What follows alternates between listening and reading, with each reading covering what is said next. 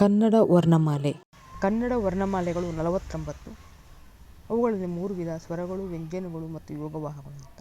ಸ್ವರಗಳು 13, ವ್ಯಂಜನ 34 ಮತ್ತು ಯೋಗವಾಹಗಳು 2. ಫಸ್ಟ್ ಸ್ವರಗಳು ಅಂದರೆ ಅಂತ ತಿಳ್ಕೊಳ್ಳೋಣ. ಸ್ವರಗಳು ಅಂದರೆ ಸ್ವತಂತ್ರವಾಗಿ ಉಚ್ಚಾರ ಮಾಡುವಂಥ ಅಕ್ಷರಗಳು. ಅಂದರೆ ಈ ಸ್ವರಗಳಲ್ಲಿ ಮತ್ತೆ 3 ವಿಧ ಮಾಡಿದ್ದೀವಿ: ರಸಸ್ವರ, ದೀರ್ಘಸ್ವರ ಮತ್ತು ಪ್ಲುತಸ್ವರ ಎಂದು. ರಸಸ್ವರಗಳು 6, ದೀರ್ಘಸ್ವರಗಳು 7. ರಸಸ್ವರ ಅಂದರೆ ಒಂದು ಮಾತ್ರೆಯಿಂದ ಉಚ್ಚಾರ ಮಾಡ್ತಕ್ಕಂಥ ಅಕ್ಷರಗಳು. ಹೇಗೆ ಅಂದರೆ ಅ, ಇ, ಉ, ರು, ಎ, ಓ ಅಂತ.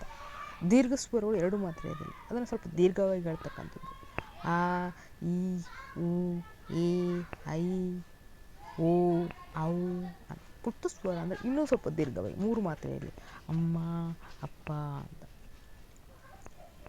ನೆಕ್ಸ್ಟ್ ಬರ್ತಕ್ಕಂಥದ್ದು ವ್ಯಂಜನಗಳು. ಇವು ಸ್ವರಗಳ ಸಹಾಯದಿಂದ ಉಚ್ಚಾರ ಮಾಡ್ತೇವೆ. ಅದು ಹೇಗೆ? ಸ್ವರಗಳ ಸಹಾಯದಿಂದ ಮುಂದೆ ಮಾಡ್ತೀನಿ. ಅದರಲ್ಲಿ 2 ವಿಧ: ವರ್ಗೀಯ ಮತ್ತು ಅವರ್ಗೀಯ. ವರ್ಗೀಯ 25, ಅವರ್ಗೀಯಲ್ಲಿ 9. ವರ್ಗೀಯದಲ್ಲಿ ಮತ್ತೆ 3: ಅಲ್ಪಪ್ರಾಣ, ಮಹಾಪ್ರಾಣ ಮತ್ತು ಅನುನಾಸಿಕ. ಅಲ್ಪಪ್ರಾಣ ಅಂದರೆ ಕಡಿಮೆ ಉಸಿರಿನಿಂದ ಹೇಳ್ತಕ್ಕಂಥದ್ದು. ಮಹಾಪ್ರಾಣ ಅಂದರೆ ಹೆಚ್ಚು ಉಸಿರಿನಿಂದ. ಅನುನಾಸಿಕ ಅಂದರೆ ಮೂಗಿನ ಸಹಾಯದಿಂದ. ಟೋಟಲ್ ಅಲ್ಪಪ್ರಾಣ 10 ಇದೆ, ಮಹಾಪ್ರಾಣ 10, ಅನುನಾಸಿಕ 5. ಯಾವ್ಯಾವ ಎಂಬುದನ್ನು ನೆಕ್ಸ್ಟ್ ಸ್ಲೈಡಲ್ಲಿ ಹೇಳ್ತೀನಿ. ಹಿಂದಿನ ಸ್ಲೈಡಲ್ಲಿ ಹೇಳಿದ್ದೆ. ವ್ಯಂಜನಗಳಲ್ಲಿ 2 ವಿಧ: ವರ್ಗೀಯ ಮತ್ತು ಅವರ್ಗೀಯ ವ್ಯಂಜನಗಳು. ಇವು ಬರ್ತಕ್ಕಂಥದ್ದು ವರ್ಗೀಯ ವ್ಯಂಜನಗಳು. ಯಾವುದು? ಕ ವರ್ಗ ಮತ್ತು ಚ, ಟ ವರ್ಗ, ತ ವರ್ಗ ಮತ್ತು ಪ ವರ್ಗ ಅಂತ. ಇದರಲ್ಲಿ ವರ್ಗೀಯ ವ್ಯಂಜನಗಳಲ್ಲಿ ಈ ಫಸ್ಟ್ ಸ್ಲೈಡು ಮತ್ತು ಥರ್ಡ್ ಸ್ಲೈಡ್ ಇರ್ತಕ್ಕಂಥದ್ದು ಅವು ರಸಸ್ವರಗಳು. ಯಾಕಂದ್ರೆ ಖ, ಛ, ಠ, ಥ, ಫ ಮತ್ತು ಇದು ಗ, ಜ, ಡ, ದ, ಭ.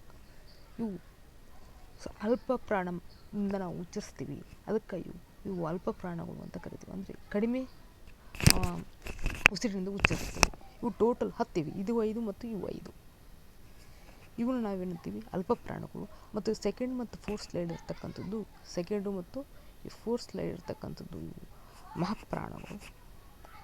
ಮ, ಖ, ಛ ಈ ಥರ. ಮ, ಫ, ಝ ಈ 5 ಸ್ಲೈಡು ಮತ್ತು ಈ 5 ಇರ್ತಕ್ಕಂಥದ್ದು ಟೋಟಲ್ 10 ಮಹಾಪ್ರಾಣ. 10 ಮಹಾಪ್ರಾಣ, 10 ಅಲ್ಪಪ್ರಾಣ. ಮತ್ತು ಅನುನಾಸಿಕಗಳು ಮೂಗಿನಿಂದ ಞ, ಞ, ಣ, ಣ, ಮ ಅಂತ. ಇವು ಟೋಟಲ್ 5. ಇವು ಟೋಟಲ್ ವ್ಯಂಜನಗಳು, ವರ್ಗೀಯ ವ್ಯಂಜನಗಳು 25. ಈ ವ್ಯಂಜನಗಳನ್ನು ನಾವು ಖ ಅಂತ ಓದ್ತೀವಿ. ಹೌದಾ? ಖ ಅಂತ ಓದ್ತೀವಿ. ಇದನ್ನು ಕ ಅಂತ ಓದೋಕ್ಕಾಗಲ್ಲ. ಇದನ್ನು ವ್ಯಂಜನ ನಾವೇನಂತ ಓದ್ತೀವಿ? ಖ ಅಂತ ಓದ್ತೀವಿ. ಅದರ ಮುಂದೆ ಕ ಪ್ಲಸ್ ಅ ಅಂತ ಬರೆದ್ರೆ ಅದೇನಾಗುತ್ತೆ? ಕ ಆಗುತ್ತೆ. ಅಂದರೆ ಸ್ವರಗಳ ಸಹಾಯದಿಂದ ನಾವು ಇದನ್ನು ಉಚ್ಚರಿಸ್ತೀವಿ ಅಂತ ಅರ್ಥ. ಸ್ವರಗಳ ಸಹಾಯದಿಂದ ನಾವು ಕ ಅಂತ ಕರಿತೀವಿ. ಕ, ಖ ಪ್ಲಸ್ ಅ, ಕ. ಅದೇ ಒಟ್ಟೆ ಛ ಪ್ಲಸ್ ಅ, ಛ.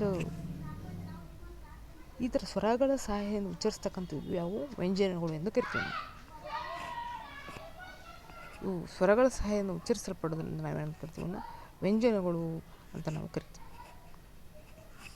ಹಂಗೆ ಯಾವ ಥರ ಅಂತಂದರೆ, ಈಗ ನಾವು ಯಾವುದೇ ಒಂದು ಅಕ್ಷರ ಬರಿಬೇಕಾದ್ರೆ, ಈಗ ಅಕ್ಕ ಅಂತ ಬರಿತೀವಿ ಅಂತ ಇಟ್ಕೊಳ್ಳಿ. ಯಾವುದೇ ಸಣ್ಣ ಸರ ಅಂತ ಅಂದ್ಕೊಳ್ಳಿ. ಫಸ್ಟು ಸರ.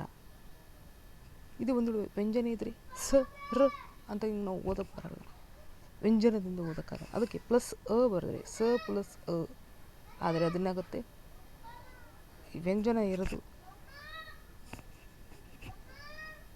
ಸ ಪ್ಲಸ್ ಅ ಅಂದರೆ ಇದು ಸ ಆಯಿತು. ರ ಪ್ಲಸ್ ಅ ಇದೆ, ಇದು ರ ಆಯಿತು. ಮತ್ತು ಇವೆರಡು ಕೂಡಿಸಿದ್ರೆ ಸರ ಅಂತ ಆಯಿತು. ಅಂದರೆ ಸ್ವರಗಳ ಸಹಾಯದಿಂದ ಉಚ್ಚಾರ ಮಾಡ್ತಕ್ಕಂಥ ಅಕ್ಷರಗಳನ್ನು ನಾವೇನಂತೀವಿ? ವ್ಯಂಜನಗಳು ಅಂತ. ಸ್ವರಗಳ ಸಹಾಯ ಬೇಕು ವ್ಯಂಜನಗಳಿಗೆ ಅಂತ. ಇವು ಟೋಟಲ್ ವ್ಯಂಜನಗಳಲ್ಲಿ ವರ್ಗೀಯ ವ್ಯಂಜನಗಳು ಎಷ್ಟಿವೆ ಅಂದರೆ 25 ಇವೆ ಟೋಟಲ್. ಅದೇ ರೀತಿ ಅವರ್ಗೀಯ ವ್ಯಂಜನಗಳು 9 ಇವೆ. ಯ, ರ, ಳ, ಪ, ಶ, ಕ್ಷ, ಸ, ಳ. ಇವನು ಈಸಿಯಾಗಿ ಎರಳ, ಕ್ಷ, ಸ, ಕ್ಷ, ಳ ಅಂತ ಹೇಳ್ಬೋದು. ಅದ್ರ ಮುಂದೆ ಸ್ವರಗಳ ಸಹಾಯ ಬೇಕು. ಅದೇ ರೀತಿ ಯೋಗಭಾಗಗಳಲ್ಲಿ 1 ಬಿಂದು ಇದ್ದರೆ ಅನುಸ್ವಾರ, 2 ಬಿಂದು ಇದ್ದರೆ ವಿಸರ್ಗ. ಯೋಗಭಾಗಗಳು 2 ಯಾವ ಅಂದರೆ ಅನುಸ್ವಾರ ಮತ್ತು ವಿಸರ್ಗ. ಒಂದೇ ಬಿಂದು ಅಂದರೆ ಅದಕ್ಕೆ ಅನುಸ್ವಾರ ಅಂತೀವಿ, 2 ಬಿಂದು ವಿಸರ್ಗ. ಇವು ಹೆಂಗಂದ್ರೆ ಇವಕ್ಕೂ ಒಂದು ಅಕ್ಷರಗಳ ಸಹಾಯನೇ ಬೇಕು. ಇವನ್ನ ನೀನು ಏನಂತ ಉಚ್ಚರಿಸೋಕ್ಕಾಗುತ್ತಾ? ಈಗ ಅನುಸ್ವಾರ ಅಂದರೆ ಇಷ್ಟೇ, ಇದಕ್ಕೆ ಅನುಸ್ವಾರ ಅಂತ ಹೇಗೆ ಉಚ್ಚರಿಸ್ತೀವಿ? ಅದಕ್ಕೆ ಒಂದು ಅಕ್ಷರ ಸಹಾಯ ಬೇಕು. ಇದೊಂದು ಸ್ವರದ ಸಹಾಯ ಬೇಕು. ಅಮ್ಮ ಅಂತ ಓದ್ತೀವಿ. ಇದಕ್ಕೂ ಸಹ ವಿಸರ್ಗಕ್ಕೂ ಒಂದು ಸಹಾಯ ಬೇಕು, ಅಕ್ಷರದ ಸಹಾಯ. ಆಹಾ ಅಂತ ಹೋಗ್ತೀವಿ, ಅಮ್ಮ ಆಹಾ ಅಂತ. ಸ್ವರಗಳಂದರೆ ಸ್ವತಂತ್ರವಾಗಿ, ವ್ಯಂಜನಗಳಂದರೆ ಅದಕ್ಕೆ ಸ್ವರಗಳ ಸಹಾಯ ಬೇಕು. ಯೋಗ ಭಾಗಗಳಿಗೆ ಅಕ್ಷರಗಳ ಸಹಾಯ ಬೇಕು. ಅಕ್ಷರಗಳ ಸಹಾಯ ಒಂದು ಉಚ್ಚರಿಸ್ತೀವಿ ಯೋಗ ಭಾಗಗಳನ್ನು. ನೆಕ್ಸ್ಟು ಅದೇ ರೀತಿ ಸಂಧ್ಯಾಕ್ಷರಗಳು ಅಂತ ಕರಿತೀವಿ. ಸಂಧ್ಯಾಕ್ಷರಗಳು ಏನು? ಐ ಮತ್ತು ಅವು. ನಾವು ಯಾಕೆ ಸಂಧ್ಯಾಕ್ಷರಗಳು ಅಂತ ಕರಿತೀವಿ ಅಂದರೆ, ಈ ಮತ್ತು ಐ ಮತ್ತು ಅವನ್ನ ಹೆಂಗೆ ಉಚ್ಚಾರ ಮಾಡ್ತೀವಿ? ಅ ಪ್ಲಸ್ ಎ, ಐ ಅ ಅಂತ ಬರ್ತದೆ ನೋಡು. ಅಂದರೆ ಎರಡು ಅಕ್ಷರಗಳ ಒಂದು ಸಹಾಯ, ಇದು ಸಂಧಿ ಆಗುತ್ತಿಲ್ಲ, ಒಂದು ಎರಡು ಅಕ್ಷರಗಳ ಒಂದು ಸಂಯೋಜನೆಯಿಂದ ಒಂದು ಅಕ್ಷರ ಆಗ್ತದೆ, ಸಂಧಿ ಆಗ್ತದಲ್ಲಿ ಅಕ್ಷರಗಳಲ್ಲಿ. ಅದಕ್ಕಾಗಿ ಸಂಧ್ಯಾಕ್ಷರ ಅಂತ ಕರಿತೀವಿ. ಅವು ಇಲ್ಲೂ ಸಹ ಅ ಪ್ಲಸ್ ಓ ಅಂತ ಅವು ಆಯಿತು. ಎರಡು ಅಕ್ಷರಗಳ ಸಹಾಯದಿಂದ ಇವು ಎರಡು ಐ ಮತ್ತು ಅವು ಬರುವುದರಿಂದ ಇವುಗಳನ್ನು ಸಂಧ್ಯಾಕ್ಷರಗಳು ಎಂದು ಕರಿತೀವಿ. ಇಷ್ಟು ವರ್ಣಮಾಲೆಗಳ ಬಗ್ಗೆ ಸ್ಟಾರ್ಟಿಂಗ್ ಸ್ಲೈಡು. ನೆಕ್ಸ್ಟ್ ಸ್ಲೈಡಲ್ಲಿ ಮತ್ತೆ ಕಂಟಿನ್ಯೂ ಮಾಡ್ತೀವಿ.